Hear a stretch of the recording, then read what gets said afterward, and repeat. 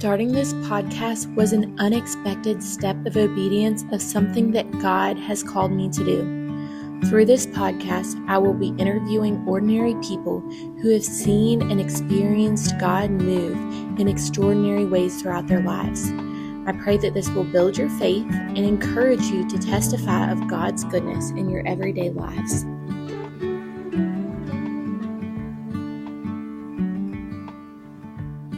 As parents, we pour out a lot, and I need as much time with the Father to pour into me. I don't feel like getting up early. I don't feel like getting up before my kids, but I know I need that quiet time. I need to get alone with my Father to fill my cup so that I am a better mom and a better wife and a better human in general, getting that time with him. Yeah, that's honestly, maybe as bad as it is to say, that's a new lesson that I've learned recently. I grew up in church. I know you're supposed to read your Bible and all that, and for years I did. I don't want to say at a surface level, but non-disciplined. Okay, you just did it. We rolled through it. For the first time, so the year after Charlotte, so last summer, when I was dealing with all of it, that was the first time I think that I've had to, I found the value in it, that I've got to get up. I have to have so much prayer time. There's certain people and ways I need to pray. There's certain things I need to do to be me, because I'm at a point, or I was at a point where I was not me. I was, yes, I'm saved, and yes, I'm a Christian.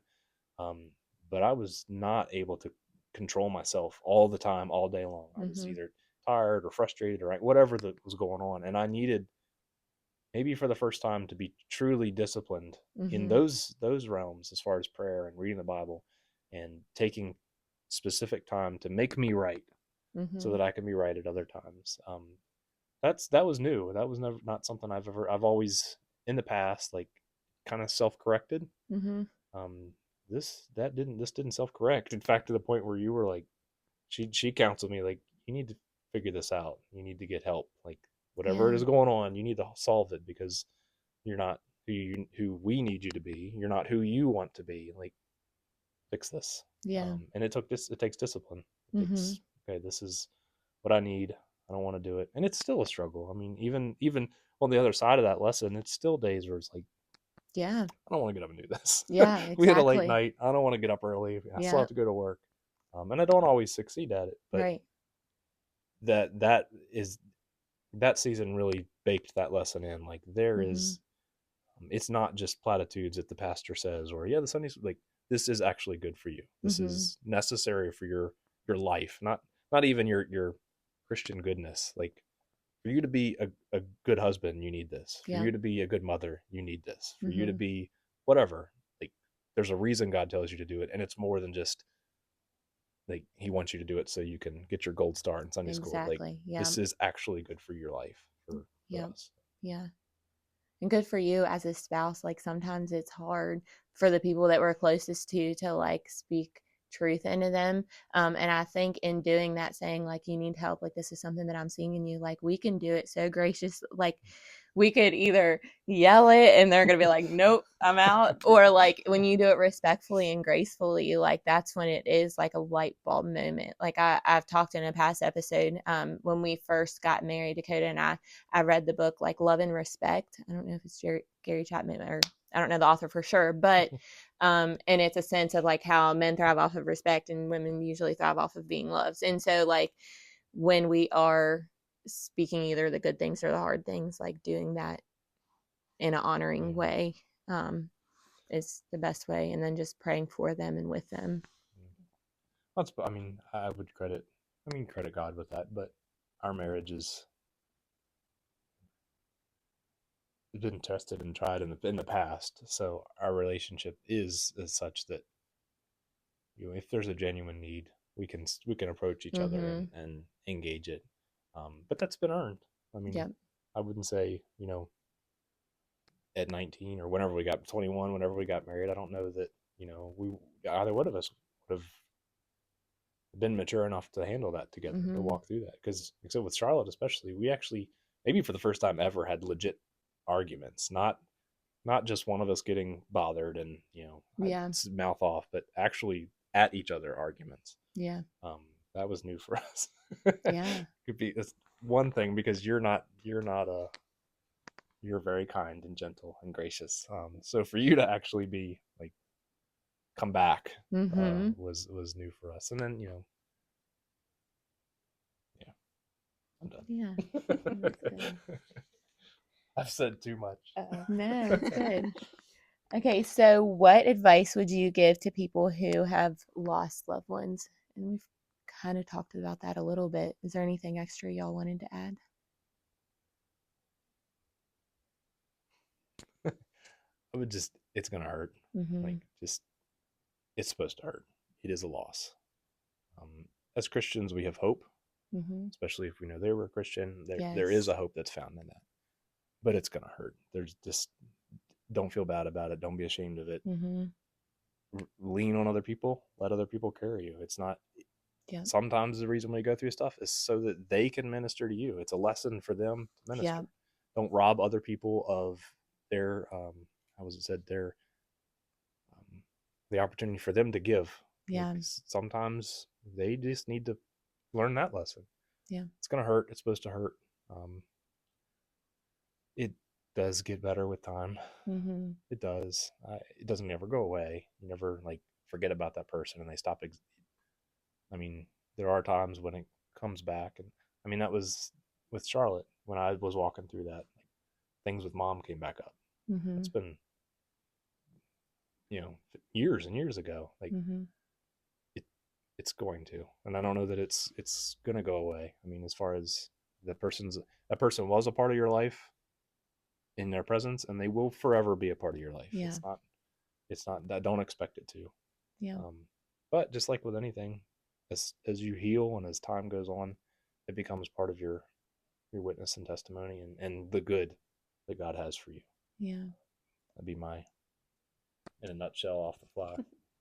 I think we all walk through it differently. That's something that's important Mm-hmm. too. Like how he responded to it and how I responded to it were very different. And sometimes that created conflict because either he didn't feel I was being emotionally supportive or I didn't feel he was being Mm-hmm. emotionally supportive. But it's Yeah. because we also had other loads we were trying to carry. So we Mm-hmm. couldn't, it felt like we would switch off. Like I would be struggling and he would be doing well. And then he would start struggling as I was doing well. And it could be Yeah. frustrating. Like you'd feel like you're finally on this plateau and then you kind of dip again and trying to climb back up there.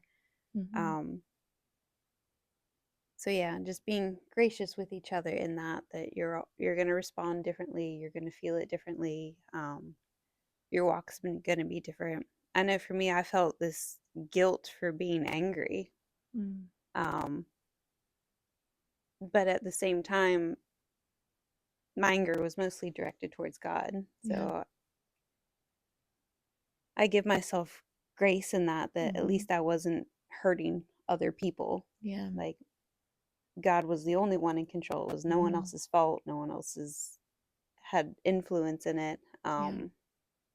Even people who would make remarks or comments or bring up the Job story was a very Mm-hmm. popular reference during that time frame, and I was not always very receptive to it Yeah.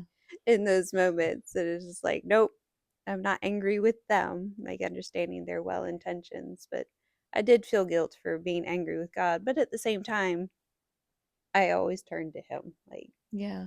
he was the one I was turning to with those feelings. And Mm-hmm. so, That's so good. yeah. And I would add, like, you guys talked about it a little bit, but like y'all were linked into a local church, Mm-hmm. and just allowing, if you're not linked into a local church and you just watch church online or whatever, like be a part of a local church and like allow people, don't take that blessing from them, allow them to pour into you and love on you.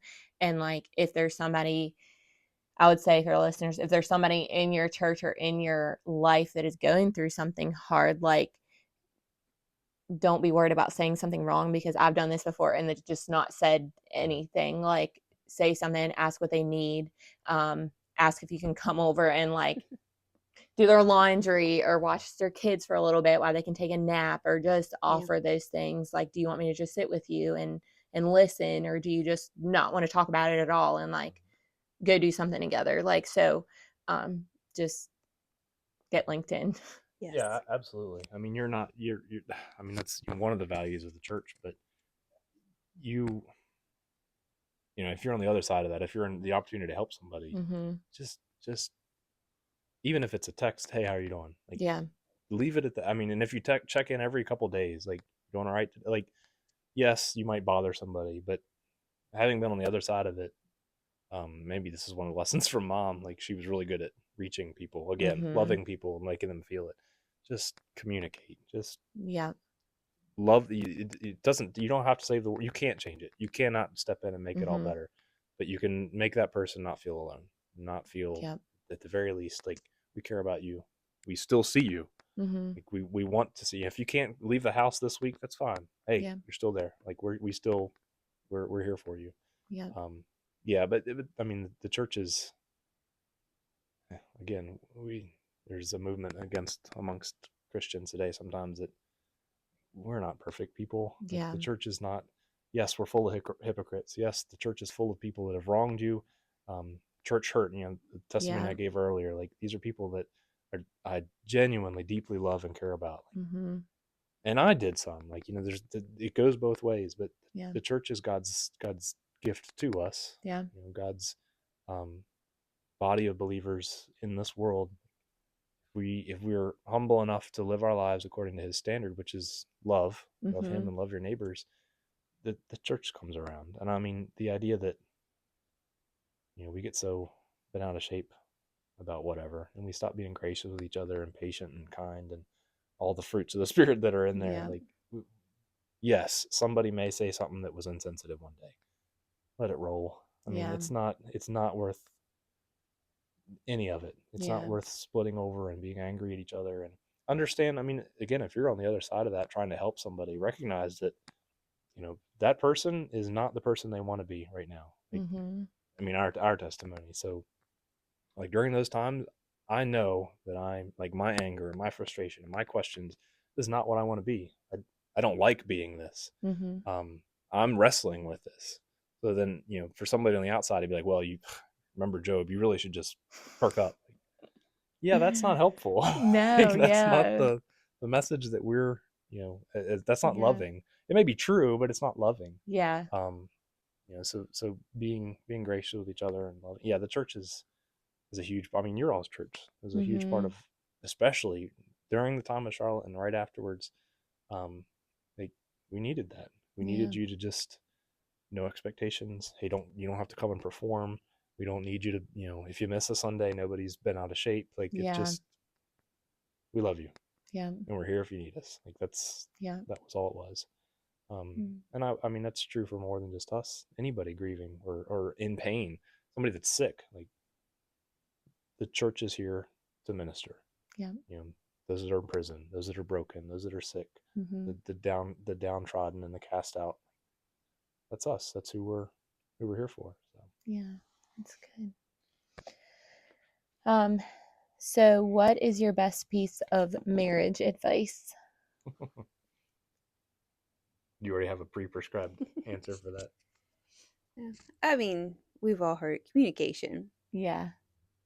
I've heard the comment, they've changed or they weren't the person that they used to be, but we all do. Oh, I yeah. mean, as we get older and things about us change, our mindsets change, we become either more set in our values or Mm-hmm. we see a reason to change values. So it's a growing process for everyone involved. Communication is hugely important. And as we've mentioned, the word being gracious with one another. Mm-hmm. We've always been pretty good with the communication aspect, thankfully. And I think that's just because we are very kind-hearted individuals. I'm not sure if Yeah. that's quite the word I'm looking for, but Yeah. I would agree with that. um, we're willing to hear what the other person has to say. Mm-hmm. We're open-minded in that. But that doesn't always make the change easy. Yeah. Um, there have definitely been points that we have firmly disagreed upon Mm-hmm. and had to walk that out. And sometimes I've had to be more open-minded, Yeah. just because I knew something growing up as being truth. For example, the phrase that God won't give me more than I can handle. Mm.